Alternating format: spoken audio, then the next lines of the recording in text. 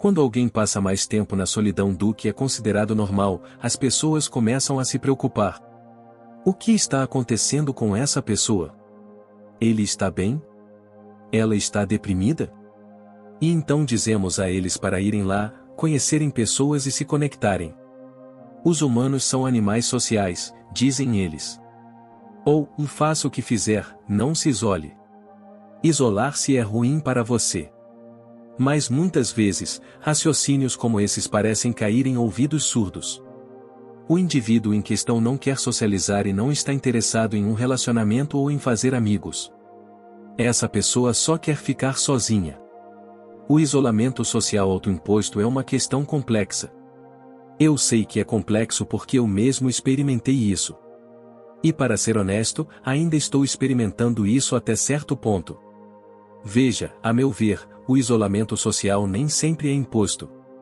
Em muitos casos, é também uma escolha deliberada, é uma fuga das desvantagens de se envolver com os outros, e é a condição de estar desligado, de ter jogado a toalha no ringue, de ter decidido não jogar, pelo menos, por um tempo.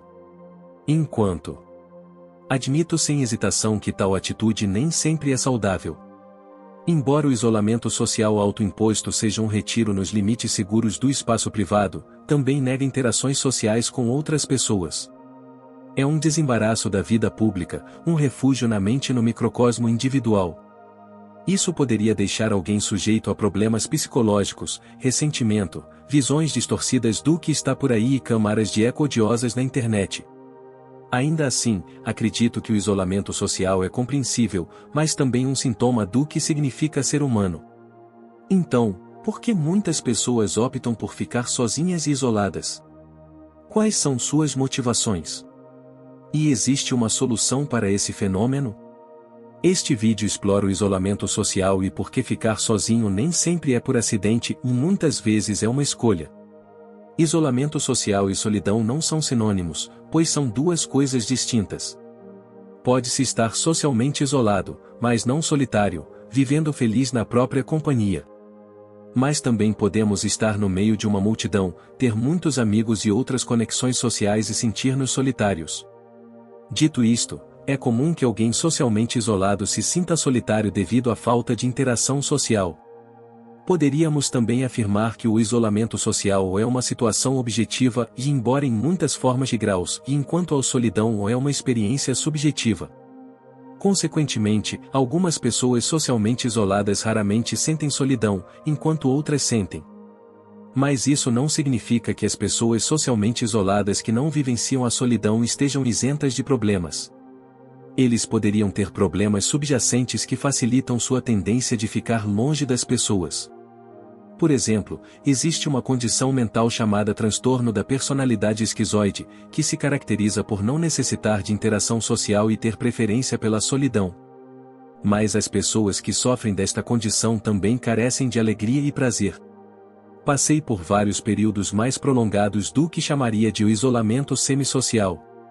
Digo o semi porque nunca fui totalmente excluído das interações sociais. O isolamento social completo é uma raridade na era digital, pois podemos interagir facilmente com as pessoas na internet, por mais superficiais que sejam essas interações, e que elas aconteçam digitalmente e não na vida real. Então, quando falo de isolamento social neste vídeo, vou me referir principalmente ao isolamento semissocial. Além disso, sempre tive alguns amigos em segundo plano e meus 4 irmãos, mãe, padrasto e outros membros da família. No entanto, houve momentos em que minhas interações com essas pessoas foram mínimas enquanto morava sozinho em meu apartamento. Eu também não estava particularmente interessado em me conectar com estranhos online. Os períodos sem ver as pessoas tornaram-se mais longos quando parei de trabalhar em um emprego regular e comecei a criar conteúdo em tempo integral em algum momento de 2019. E quando a peste chegou em 2020, passei semanas sem ver uma única alma. Quando olho para trás, para esses tempos, admito que acabei me sentindo solitário e isolado dos outros, mas nem sempre fiquei incomodado com isso. Como tudo voltou ao normal, tenho até saudades daqueles tempos de isolamento imposto pelo governo. Apesar dos momentos de solidão, também proporcionou um consolo sem precedentes e uma libertação temporária do mundo. Já tive algum alívio depois de o escapar da vida no escritório. Mas o isolamento forçado levou esse alívio a outro nível, pois me libertou de obrigações sociais, como ir a festas que eu não queria ir. O vírus foi uma desculpa perfeita para evitar completamente as pessoas, casamentos e festas de aniversário cancelados, embora muito triste para as pessoas envolvidas, honestamente, foi como música para os meus ouvidos. No entanto, também houve dias em que ansiava por interação social à medida que sentimentos de solidão tomavam conta de mim, de desejo e aversão, eu sei. Só posso imaginar o que Epicteto teria dito se eu tivesse assistido às suas palestras, mas acho que sou humano. Ainda estou em conflito sobre aqueles tempos e até que ponto eles foram benéficos para mim e até que ponto foram prejudiciais. No entanto, ensinaram-me que o isolamento social é uma resposta a um duplo vínculo. Por um lado, afeta a inclinação inerente das pessoas para a interação social. Por outro lado, livra as pessoas da mesma coisa a que estão inclinadas. Eu ansiava pelo que gostava de ou não fazer simultaneamente, que era me conectar com as pessoas. Além disso, senti uma solidariedade estranha e silenciosa com o resto do mundo. De repente, eu não era o único a passar a maior parte do tempo na solidão. Através das medidas impostas pelo governo, passei a ter muitos companheiros. Percebi que estar sozinho é mais agradável quando muitos outros têm um destino semelhante. No entanto, experimentei o que é ter uma interação mínima com as pessoas e o que isso fez com os meus pensamentos e percepções do mundo e com os meus estados emocionais, o que nem sempre foi positivo. Mas também experimentei o prazer de não aturar as pessoas por muito tempo. E a alegria e a paz que encontrei durante o bloqueio me deixaram perplexo. As pessoas geralmente odiavam. Mas eu não teria me importado se durasse mais alguns anos. Então pensei comigo mesmo, o que há de errado comigo? O filósofo do século XVIII Arthur Schopenhauer pode ter a resposta à minha pergunta. Ele descreveu a natureza das relações humanas como um dilema e explicou usando ouriços. Imagine um grupo de ouriços no inverno nevado com duas opções para lidar com o frio. A primeira opção é aproximar-se, buscando o calor mútuo no abraço um do outro. No entanto, quando o fazem, eles também machucam uns aos outros com suas pontas afiadas. Por isso, muitos dos ouriços escolhem a segunda opção, que é aguentar o frio sozinhos. O dilema do porco-espinho de Schopenhauer mostra efetivamente a situação difícil das relações humanas, o duplo vínculo que mencionei anteriormente. Por um lado, ansiamos por interação social. Por outro lado, a interação social é uma fonte de mágoa, ou é provavelmente a fonte dominante de trauma. E para algumas pessoas, esse lado negro da interação social supera os seus benefícios. Essas pessoas tendem a se afastar da vida social. Eles preferem a frieza da solidão à dor que surge ao passar o tempo perto das pessoas. Então, como esse dilema se relaciona comigo e como ele fornece uma resposta à minha pergunta? Percebi que o símile de Schopenhauer explicava o que tenho enfrentado durante toda a minha vida adulta. Quando sou honesto comigo mesmo, minha tendência de buscar a solidão não é apenas a mera preferência por ficar sozinho, é também porque os picos, por assim dizer, foram prejudiciais com demasiada frequência no passado. Que vem influenciando minhas decisões ao longo da minha vida adulta. Veja bem, embora eu seja bastante introvertido por natureza e sempre tenha me saído razoavelmente bem na solidão, eu também costumava ser um cara sociável e extrovertido no passado, embora muitas vezes houvesse substâncias intoxicantes envolvidas. E agora, não tanto mais. Sem dúvida, o envelhecimento e as mudanças nas fases da vida são fatores para isso, mas infelizmente não são os únicos motivos. E estou longe de estar sozinho quando se trata de uma forte tendência de buscar a solidão devido a experiências dolorosas do passado com outras pessoas. Muito recentemente, enquanto estive na Ásia por alguns meses, li os livros Post Office e Henri de Bukowski, que são romances semi-autobiográficos que giram em torno do personagem principal, Henri Chinaski. Chinaski muitas vezes se sente em desacordo com o mundo ao seu redor. Ele experimenta um profundo sentimento de alienação, em parte devido à natureza mundana do seu trabalho e ao seu inconformismo, mas também porque não é aceito e condenado ao ostracismo pelo seu ambiente. Ele é um lobo solitário estereotipado. Ele também busca consolo no álcool, para aliviar seus traumas passados, mas também como um lubrificante social, com o qual posso me identificar pessoalmente fortemente. Bukowski é conhecido por ser uma figura solitária que preferia a companhia de alguns amigos próximos ou passar um tempo sozinho, lendo e escrevendo. Quando questionado se odiava as pessoas, ele respondeu: eu não as odeio. Só me sinto melhor quando elas não estão por perto. Além do trauma e da exclusão social, existem mais fatores que levam as pessoas a preferirem a solidão. Podemos ver um exemplo curioso disso no Japão, um país que lida com uma população crescente, predominantemente masculina, que vira as costas à sociedade e passa a vida isolada.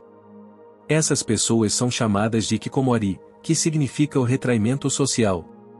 Tendo permanecido no Japão por quase 2 meses, não muito tempo atrás, posso imaginar por que os japoneses seriam propensos ao isolamento social.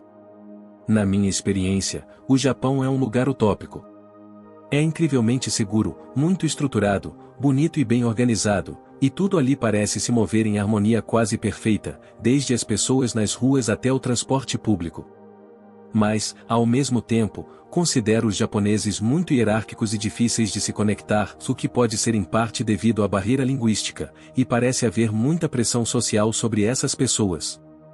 A sociedade espera que eles participem plenamente, subindo na carreira e formando famílias, e as oportunidades de ter sucesso no Japão são rígidas. Geralmente, os japoneses têm que garantir que estarão empregados logo após o ensino superior e muitas vezes trabalharão para o mesmo empregador pelo resto da vida. A vida profissional é dura e intensa no Japão, as pessoas trabalham muitas horas e as empresas esperam imensa lealdade e sacrifício. Então, o que isso tem a ver com isolamento social?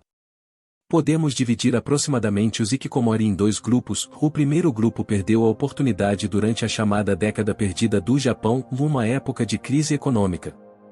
Estes membros da chamada geração perdida não conseguiram satisfazer as expectativas da sociedade e, portanto, retiraram-se para o isolamento social, em parte por vergonha. O segundo e emergente grupo pertence às gerações mais jovens. Embora tenham a chance de se conformar aos padrões sociais, eles optam por se afastar da sociedade, pois não sabem o que lidar com suas vastas demandas e apenas querem ficar longe de todos os touros ****, e embora suas motivações sejam provavelmente complexos e diferem por indivíduo. A maioria dos hikikomori mora com os pais, enquanto outros trabalham por conta própria e podem viver de forma independente. Dificilmente ou nunca saem de casa e a sua vida social é inexistente. Como eremitas humanos, eles escondem-se e não tanto do mundo em si, mas das pessoas que nele vivem. Olhando para a longa tradição dos eremitas durante a humanidade, como os antigos padres do deserto e os sábios taoístas, parece que a solidão como modo de vida não é tão estranha ao ser humano. Alguns de nós, contra nossa suposta necessidade de companhia, parecemos viver bem, e ainda melhor, na solidão. Mesmo os antigos estoicos, que eram cosmopolitas e valorizavam a participação na vida pública, reconheciam a experiência de estar sozinho como um elemento natural do ser humano.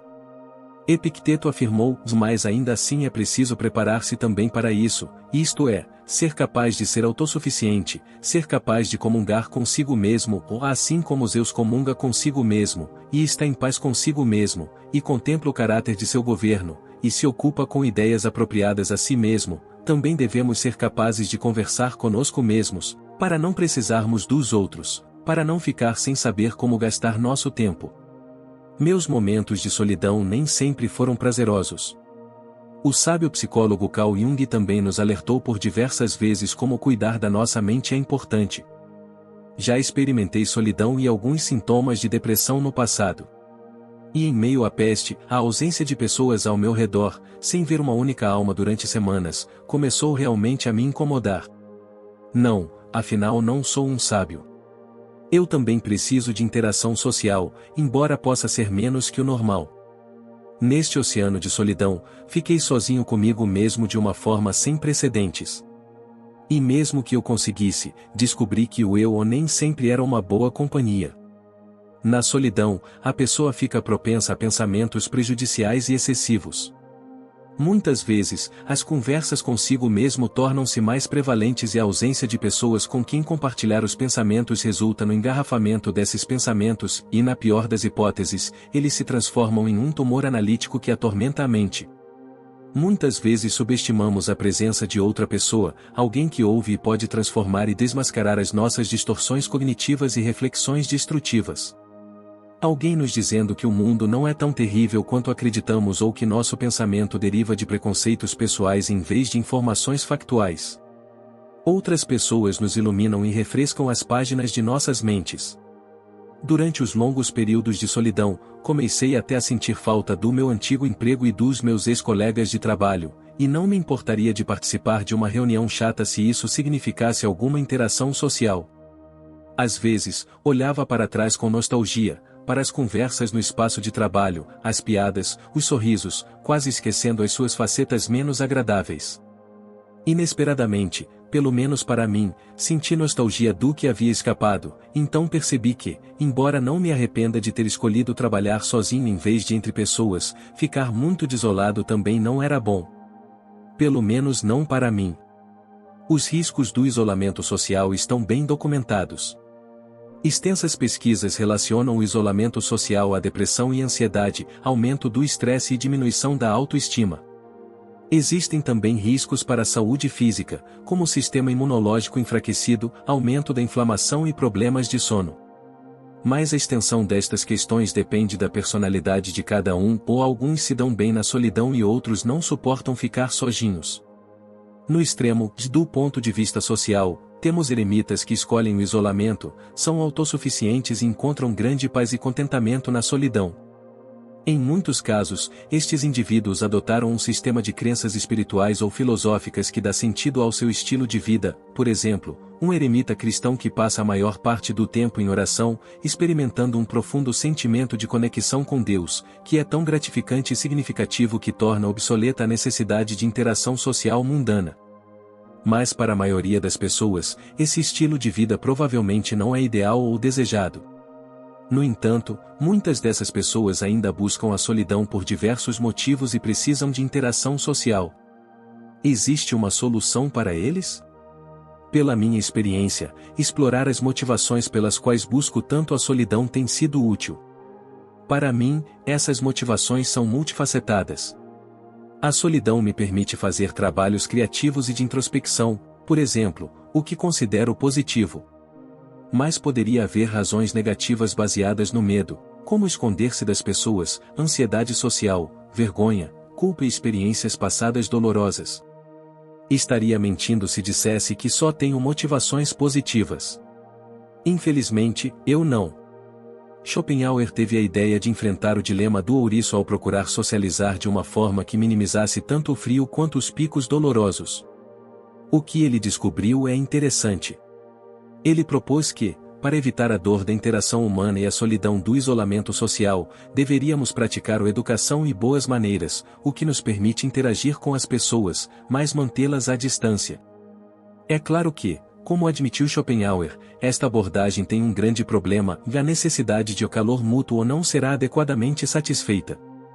Então, o que resta? Devemos correr o risco de nos machucar? De ficarmos presos a pessoas que nos sugam a vida? De ficar sobrecarregado por muita conversa que não significa nada? Ou pior, de ser intimidado e abusado? Bem, o que me ajudou foi ser seletivo e criativo. Na medida do possível, tornei-me mais seletivo nas minhas interações e nas pessoas com quem convivia e procurei passar mais tempo em boa companhia. Também examinei possibilidades de interação social, como viagens. Na verdade, depois do verão de 2022, quando a peste praticamente desapareceu e as viagens internacionais voltaram a ser possíveis sem grandes complicações, apanhei um comboio de alta velocidade e, uma semana depois, um avião. Depois de quase 3 anos de solidão, voltei ao mundo numa refrescante jornada de exploração, trabalhando em cafeterias e me conectando com a população local. Passar um tempo lá fora e conhecer pessoas era bom, a alegria disso eu havia esquecido, pelo que parecia. Embora as interações sociais geralmente esgotem a minha energia, elas também me rejuvenescem e muitas vezes, mas nem sempre, as coisas começam a fluir novamente, mental e fisicamente, após um período de constipação emocional e cognitiva. Um dos benefícios do meu trabalho como criador de conteúdo é que nenhum local me acorrenta. Então, por que não usar esse recurso para obter interação social da maneira que eu gosto? Mas ninguém tem a possibilidade de viajar. O que me ajuda em casa é trabalhar em locais como bibliotecas e cafeterias e usar a internet para interação social com amigos por meio de jogos online ocasionais, Age of Empires 4, para ser mais preciso. Este último não substitui totalmente as interações da vida real, mas envolve interação social. Então, existe solução para o isolamento social? Há muitos. E a abordagem mais direta é simplesmente eu chegar lá ou ir conhecer pessoas. Mas o isolamento social é uma questão complexa, há muitas razões pelas quais as pessoas evitam a interação social e passam a maior parte de suas vidas na solidão. Provavelmente não existe uma solução única para todos, pois cada caso de solidão crônica é único, cada solitário tem uma história diferente. Alguns anseiam por interação social, mas o trauma e a ansiedade os impedem. Para outros, uma interação social mínima é suficiente, e o conselho de Schopenhauer não é uma má ideia para eles. E depois temos os eremitas de coração e alma, para quem a solidão é o modo de vida ideal. Sem dúvida, existem muitos tons de cinza intermediários. E, como acontece com tudo, a necessidade de solidão e de interação social muda com o tempo. Não está totalmente claro onde me enquadro no espectro dos solitários agora. Eu poderia precisar de mais interação do que acredito. Ou talvez não. De qualquer forma, espero que este vídeo ressoe. Então, qual é a sua história? Você passa muito tempo sozinho? E por que isto? Deixe-nos saber na seção de comentários. Obrigado por assistir.